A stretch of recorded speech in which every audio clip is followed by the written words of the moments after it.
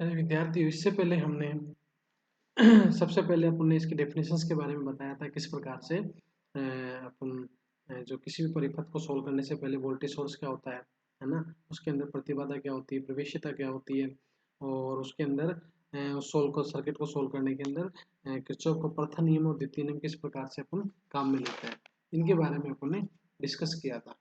तो इससे पहले हमने किरचॉफ के धारा के नियम को यूज करते हुए नोड या संधि का विश्लेषण किया था। उस सर्किट के द्वारा उस सर्किट की वोल्टेज का मान अपन कैसे फाइंड आउट कर सकते हैं, इसके बारे में बताया था।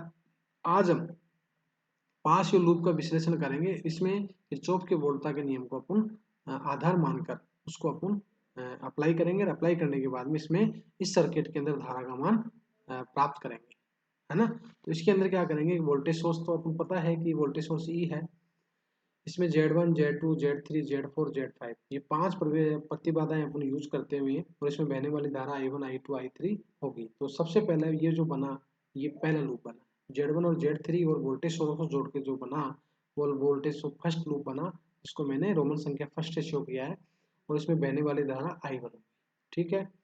इसी प्रकार से Z2, Z3 और Z4 इनसे बनने वाला सेकेंड लूप होगा, और इसमें बहने वाली धारा I2 होगी। इसी प्रकार से Z4 और Z5 से बनने वाले लूप को मैंने क्या कहा, थर्ड लूप कहा। इसमें बहने वाली धारा क्या होगी, I3 होगी। तो इस तरीके से अपन देखेंगे Z3 में जो बहने वाली धारा है वो ऊपर से नीचे आ रही है, तो ये करंट I1 होगी, तथा नीचे से ऊपर जो करंट जा रही है इस लूप के कारण वो I2 होगी। इसलिए इसमें धारा का मान I1 माइनस I2 होगा। इसी प्रकार Z4 को देखें तो इसमें बहने वाली धारा क्या होगी, ऊपर से नीचे आ रही है वो तो I2 है, नीचे से ऊपर जा रही है वो I3 है, इसलिए इसमें बहने वाली धारा का मान I2 माइनस I3 होगा, है ना। तो इन सब को यूज करते हुए, फर्स्ट सेकंड और लूप को यूज करते हुए तथा किरचॉफ के वोल्टा के नियम को यूज करते हुए हमें जो धारा का मान निकालेंगे। तो सबसे पहले देखिए फर्स्ट लूप में क्या करेंगे, फर्स्ट पास ये आ गया, फर्स्ट लूप बन गया। इस फर्स्ट लूप में Z1, Z3 ई को बोल के मैंने क्या किया, फर्स्ट लूप बन गया। और वोल्टा का नियम क्या है, किरचॉफ के वोल्टा का नियम है summation V equal to summation over e, अर्थात वोल्टेज का मान है जो उसमें वोल्टेज सोर्स ई के बराबर प्राप्त होता है। इसलिए इसमें बहने वाली जो धारा होगी, अर्थात ओम का नियम क्या है, V बराबर में I इंटू में R। तो इसमें जो वोल्टेज होगा Z1, उस पर वोल्टेज जो प्राप्त हो गया वो क्या हो गया, I1 इंटू में Z1 हो गया। इसी प्रकार से प्रतिबाधा Z3 के ऊपर वोल्टेज का जो मान प्राप्त होगा वो I माइनस का I2 होगा। क्यों, क्योंकि इसमें जो करंट वेरी वो I1 ऊपर से नीचे आएगी, तथा इसमें I2 करंट है जो नीचे से ऊपर जा रही है, इसलिए इसमें करंट होगी I1 माइनस का I2 और मल्टीप्लाई बाई Z3। ठीक है। तो इसमें वोल्टेज का मान हो गया ये। इसी प्रकार से वोल्टेज सोर्स के वोल्टेज माइनस का ये नेगेटिव वैल्यू है, इसलिए ये माइनस का ये बराबर में 0 प्राप्त हो गया। तो ये क्या, किरचॉफ के नियम को मैंने इसमें अप्लाई कर दिया, और इसको जब मैंने समीकरण को सोल्व किया तो उससे मेरे पास क्या बना कि Z1 प्लस में Z3 मल्टीप्लाई बाई में I1 तथा माइनस का Z3 I2 प्लस में 0 इंटू I3 की वैल्यू किसके बराबर प्राप्त हो गई, E के बराबर। इसी प्रकार से सेकंड पास के लिए, सेकंड पास कौन सा है मेरा, सेकंड पास मेरा ये है, सेकंड पास मेरा कौन सा है, ये है। इस सेकंड पास में देखेंगे कि Z2, Z3 और Z4 तीन पास मेरे पास, तीन इस पास के अंदर तीन प्रतिबाधाएं हैं। उनको यूज करते हुए अब मैं देखूंगा कि Z3 में बहने वाली करंट कौन सी होगी, I2 तो इसमें बह रही है, और I1 इसमें से माइनस होगी। I2 तो ऊपर जा रही है और I1 नीचे आ रही है, इसलिए इसमें I2 माइनस का I1 होगी। इसी प्रकार Z4 में I2 माइनस का I3 होगी। इसलिए इस लूप के लिए जो वोल्टेज होगा I2 into Z2 plus I2 minus का I3 multiply Z4 and I2 minus का I2 माइनस का I3 इंटू तो Z4 एंड I2 माइनस का I1 इंटू में Z3। ये मेरे पास इसका मान कोई भी वोल्टेज सोर्स नहीं है, इसलिए इसकी वैल्यू 0 के बराबर प्राप्त हो गई। इसको मैंने सोल्व किया, I1, I2 और I3 के फॉर्म में इसको चेंज कर लिया। तो I1 तो मल्टीप्लाई हो गया माइनस का Z3 से, I2 मल्टीप्लाई हो गया Z2 plus Z3 plus Z4 के, और I3 की मल्टीप्लाई हो गया माइनस के Z4 के बराबर प्राप्त हो गई। इसी प्रकार से मैं थर्ड लूप की बात करूँ तो इसमें दो ही प्रतिबाधाएं हैं, Z4 और Z5। तो Z4 प्रतिबाधा कौन सी होगी कि इसके अंदर जो धारा बहेगी I3 और I2 इसके नेगेटिव होगी, इसलिए I3 माइनस का I2 होगी। इसलिए Z4 में बहने वाली धारा I3 माइनस का I2 होगी, तो Z5 में बहने वाली धारा I3 होगी। तो थर्ड लूप के लिए, थर्ड पास के लिए मेरे पास क्या हो जाएगा, I3 into Z5 plus I3 minus का I2 into Z4 equal to 0। तो I1 I2 I3 में इसको फिर करेंगे, तो इसको सोल्व करेंगे तो इससे I1 की वैल्यू 0 प्राप्त होगी, कोई प्रकार का प्रतिबाधा इसके साथ जुड़ी हुई नहीं है। और I2 के साथ क्या होगी, माइनस का Z4 होगी। इसी प्रकार से I3 के साथ Z4 प्लस में Z5 होगी। इसलिए समीकरण मेरे पास जो प्राप्त हुआ 5, 6 और 7 है ना, इन समीकरणों को यूज करते हुए इन सबको मैं एक मैट्रिक्स फॉर्म में लिखूंगा। तो प्रतिबाधा को मैट्रिक्स फॉर्म में लिखेंगे तो इस प्रकार से प्राप्त हो जाएगी। ये I1 की वैल्यू प्राप्त होगी, I2 की वैल्यू है, ये I3 की वैल्यू है। इससे मेरे पास समीकरण नंबर 8 प्राप्त होगा। अब इस समीकरण नंबर 8 की सहायता से मैंने क्या किया, इसको मैं इस प्रकार से, इसको व्यापक रूप में इस प्रकार से लिख सकता हूँ कि Z is equal to Z11 Z12 Z13 या Z21 Z22 Z23। इसी प्रकार से Z31 Z32 और Z33 हो गए। और इससे मेरे पास Z11 की जो वैल्यू प्राप्त हो गई वो क्या हो गई, Z1 प्लस Z3 जो कि फर्स्ट पास की प्रतिबाधा है।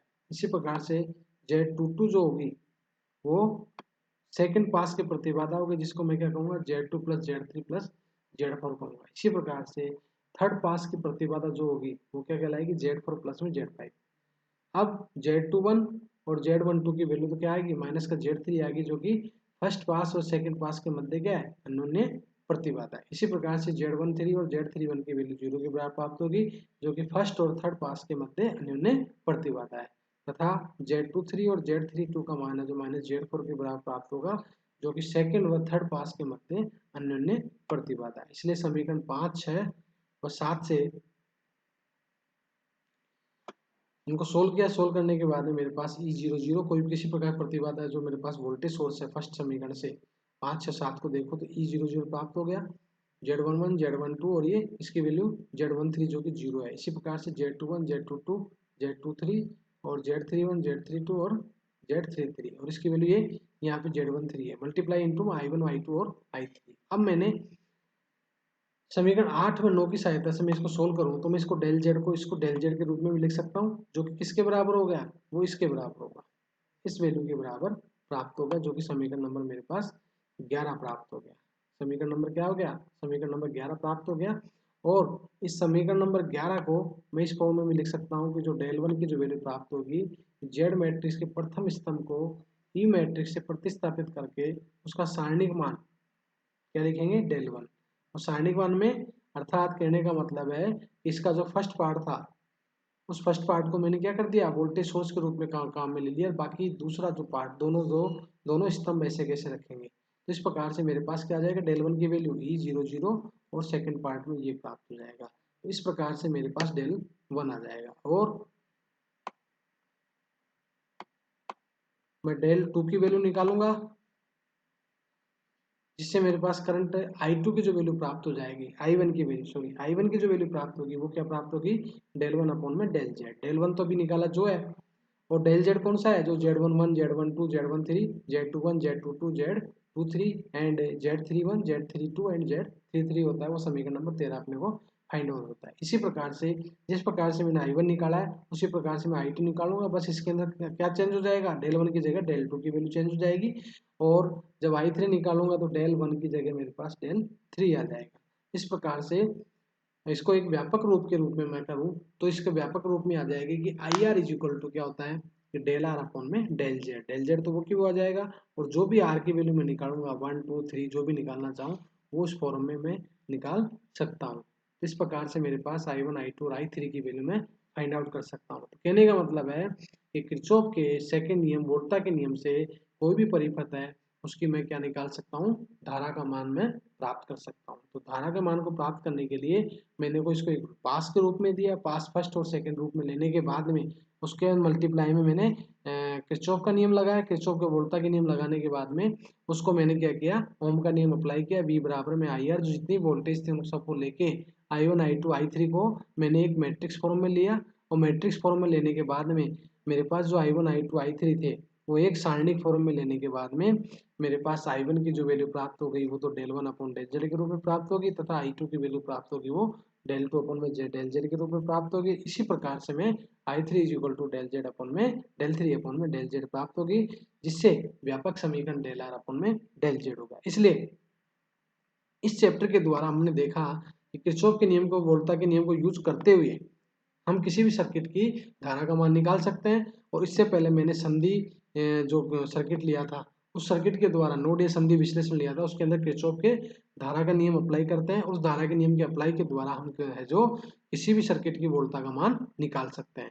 और उससे मैंने क्या फाइंड आउट किया, उससे मैं वोल्टता का मान निकालूंगा। इसलिए किसी भी परिपथ को सोल्व करने के लिए किरचॉफ के नियमों को अप्लाई करते हैं। अप्लाई करने के बाद में हम वोल्टेज या धारा का मान फाइंड आउट कर सकते हैं। धन्यवाद।